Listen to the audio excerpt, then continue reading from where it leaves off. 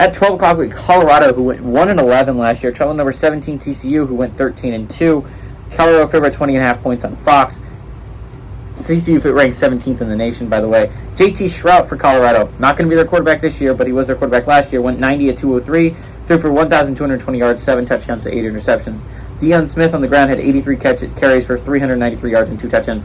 Really pathetic that's your leading rusher. But Jordan Tyson had 22 catches for 470 yards and 4 touchdowns.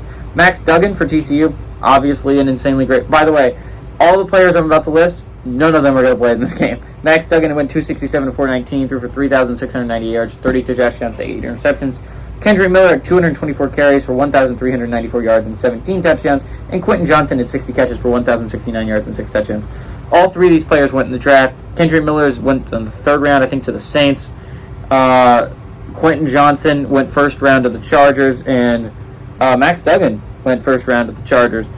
TCU won this game last year. They won, they're 1-0 record-wise, 2022. They won 38-13 in this matchup against Colorado.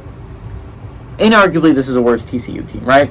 But we're still talking about Sonny Dykes. We're still talking about one of the best head coaches in college football, period. Definitely a top 10. I mean, he turned SMU around like that, right? Like, he made SMU from literally dead in the water. This was a team that hadn't done anything since their punishment, and they turned them into a contender, right? This is a good SMU program. He leaves to TCU, and in 1 year, he not only makes them a contender, he leads them to the playoffs and to the national championship. He lost 2 games. He has yet to lose a regular season game. His 2 losses were in the Big 12 championship to Kansas State and the national championship to Georgia. This is a coach that TCU that has yet to lose a regular season game. This is a Colorado team, brand new head coach in Deion Sanders. Whether you like Deion Sanders or not, you have to assume that you have less consistency there than what Sonny Dykes was able to bring.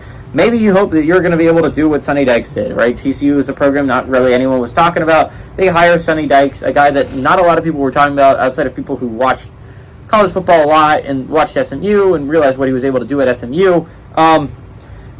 Maybe Deion Sanders can do that. He really turned Jackson State around really quickly, but it's still it's not a team I'm super excited about. I still think Colorado's not a bowl team this year. I don't think they're good enough. I think they're going to be losing a lot of games this year.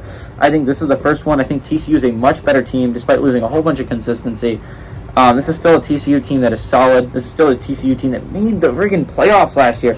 When was the last time a team made the national championship and was ranked 17th the next year? It is crazy how low they put this TCU team. I like TCU to win here. I like them to win by a lot. I like them to win and cover the 20.5 point spread.